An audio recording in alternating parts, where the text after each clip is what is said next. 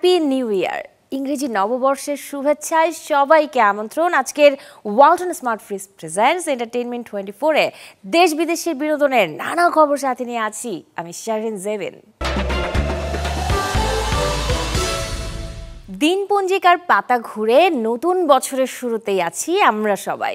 2025-কে সাধারণের মতো বরণ করেছেন দেশের শোবিজ অঙ্গনের তারকারাও, জানিয়েছেন শুভকামনা, প্রত্যাশা করেছেন নতুন নতুন কাজ উপহার দেবার। যে তালিকায় আছেন সুপারস্টার শাকিব খান, বিদ্যা সিনহা মিম, সিয়াম, মেহজাবিন চৌধুরীর মতো শিল্পীরা। 2024 সালে 3টি ছবি মুক্তি পেয়েছে শাকিব খানের। 3টি ছবির একটি কোলাজ বানিয়ে পোস্ট করা হয়েছে তার ভেরিফাইড ফেসবুক পেজ থেকে। সবাইকে নতুন বছরের অগ্রিম শুভেচ্ছা ও ভালোবাসা জানিয়ে এই তারকা ফেসবুকে লিখেছেন, আপনাদের হাসি, কান্না, আবেগ, অনুভূতি এবং ভালো লাগার মুহূর্তগুলো আমার এগিয়ে যাওয়ার অনুপ্রেরণা। নতুন বছরে আরও ভালো কাজ নিয়ে আপনাদের সামনে আসার চেষ্টা করব।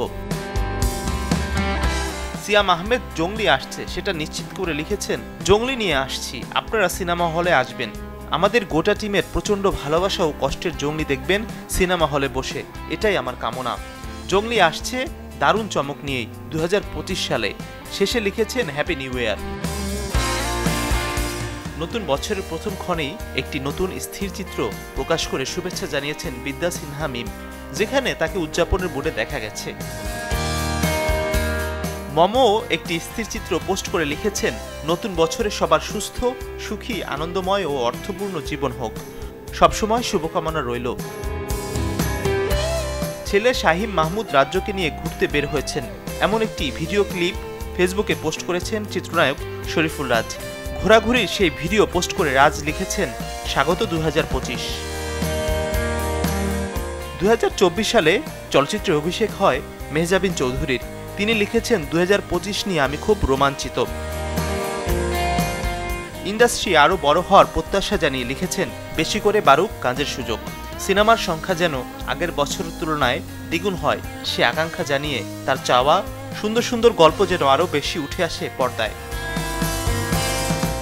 মাজহারুল ইসলাম তামিম, চ্যানেল 24।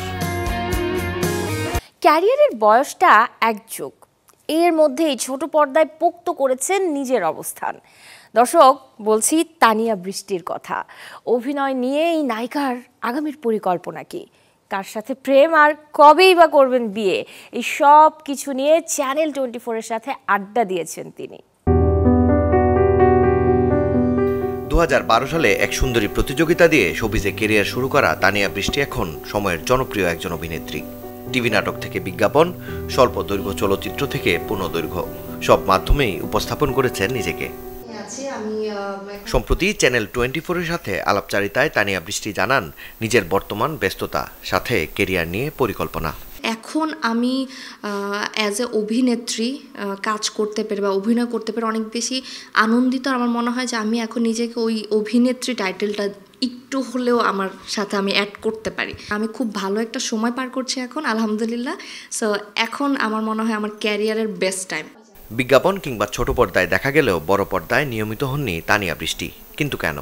আমার মনে হয় যে প্রত্যেকটা আর্টিস্ট আসলে চায় নিজেকে একটাবার হলেও বড় পর্দায় দেখতে। সো আমি আসলে খুব চাই নিজেকে বড় পর্দায় দেখব, আমার ইচ্ছে আছে। আর আমার কাছে যদি ওরকম কোনো অফার আসে যেটা আমার মনে হচ্ছে যে না, আমি যেহেতু একটা ফিল্মের অনেকটা গ্যাপ নিয়ে এখন আছি, সো এখনই এইটাই রাইট টাইম, বা এই স্ক্রিপ্টটাই, এই ডিরেক্টরটা, এই জিনিসটাই আমার জন্য একদম রাইট হচ্ছে, তখন আমি অবশ্যই এটা নিয়ে মুভ করব। মাঝে মধ্যেই গুঞ্জন ওঠে তানিয়া বৃষ্টির বিয়ে নিয়ে। গল্প আড্ডায় অভিনেত্রী দিলেন তার উত্তর। আমি আসলে বিয়ের কথা এখন একদমই চিন্তা করছি না।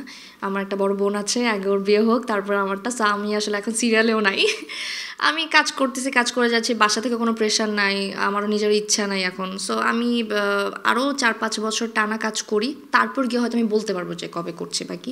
আপাতত এসবের কোনো প্ল্যানিং নাই। তানিয়া বৃষ্টি বলেন, প্রেম কিংবা বিয়ে নয়, আপাতত কাজ দিয়ে দর্শকদের ভালোবাসা পেতে চান তিনি।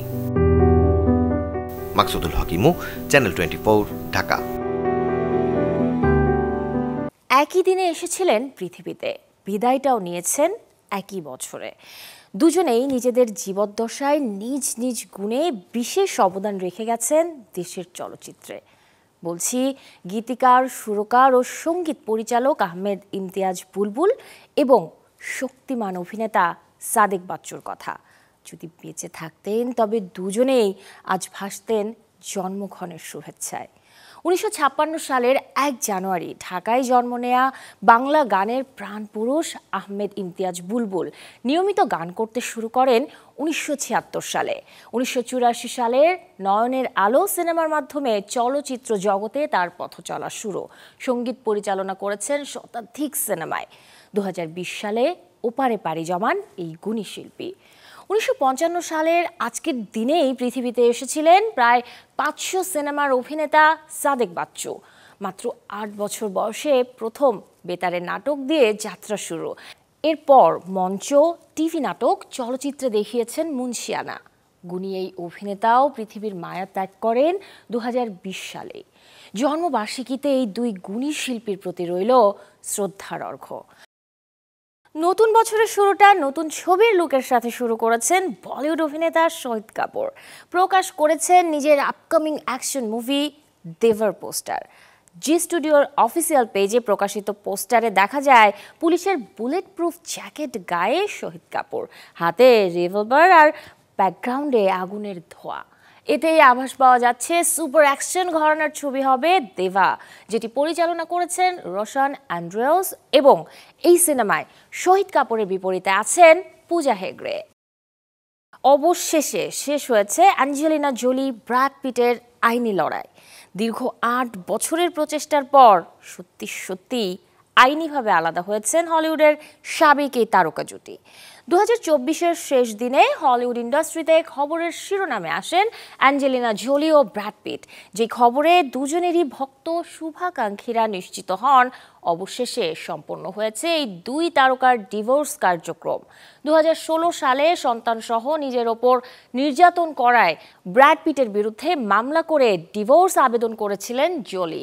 এরপর থেকেই গেল 8 বছরে আইনি নানা জটিলতা সামাল দিয়েছেন হলিউডের এই নায়িকা। মানসিক শান্তি আর সন্তানদের ভবিষ্যৎ ভেবেই তাই অ্যাঞ্জেলিনা জোলি সকল আইনি মামলা নিষ্পত্তিতে রাজি হন। হলিউডের upcoming adventure comedy movie Minecraft হাস্যরসাত্মক স্ক্রিপ্টে অ্যানিমেশনের মিশেলে এই ছবিটি নির্মাণ করেছেন জারেড হেস। প্রেক্ষাগৃহে দেখা যাবে 4 এপ্রিল।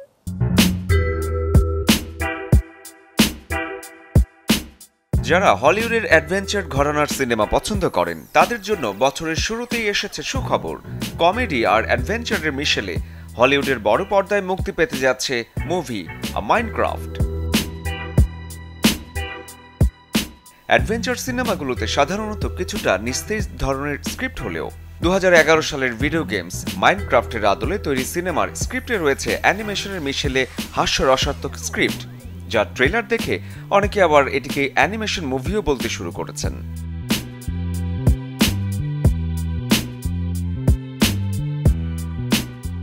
স্টিভ বয়স ভীষণ অল্প খনিতে কাজ করার জন্য, কিন্তু তাকে খনিতে একটি কাজ পেতেই হবে। ওদিকে আবার কঠোর বিধি, অপ্রাপ্ত বয়স্কদের কাজে নেওয়া নিষেধ। বেশ বড় রকমের একটি ধমকে পিছু হটতে হয় স্টিভকে। স্টিভ ফিরে আসার গল্পেই এগোতে থাকে সিনেমার চিত্রনাট্য। সিনেমায় অভিনয় করেছেন Jack Black, Jason Momoa, Emma Myers, Danielle Brooks, Jennifer Coolidge সহ আরও অনেকে। আর ছবিটির সিনেমাটোগ্রাফি করেছেন এনরিক চেডিয়াক। ভাবনার মতো সুন্দর ওয়ান্ডারল্যান্ডের মুহূর্ত দর্শকদের বোঝাতে জারেড হেস বেশ মুন্সিয়ানার পরিচয় দিয়েছেন মাইনক্রাফট নির্মাণে। ওয়ার্নার ব্রোস পিকচার্সের ব্যানারে মাইনক্রাফট প্রেক্ষাগৃহে দেখা যাবে আসছে 4 এপ্রিল। শরীফুল হক, চ্যানেল 24।